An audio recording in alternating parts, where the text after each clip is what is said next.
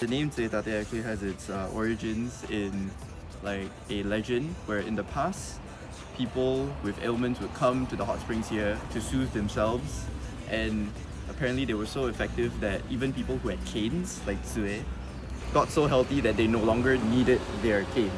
So that's why it's Tsuetate, so like tate is into stand. Yeah, so that's how the area got its name. Because we walked past like a Shaolin martial arts school here, we saw an old man walking past, so we asked him, and turns out he was actually like a former student of that Shaolin school. Yeah, so it was really interesting. But he said he's old now, so.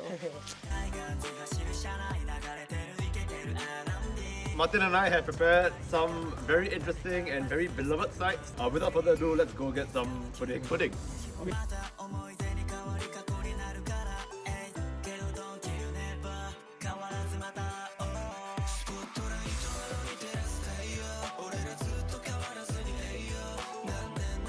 Most of the locals that we have met here are actually like in their silver generation. So it's very interesting to hear about their life in this very rural town, and we can see a glimpse of how they live in this like town, you know, like their childhood, their adulthood, how they grow up. I think it's been very fun. I got to see and do a lot of things that I definitely would not have been able to do if this was just a normal holiday. I think the trip has actually been really fruitful. It's only been 3 days, but we've had so much experience within the short time that we've been here.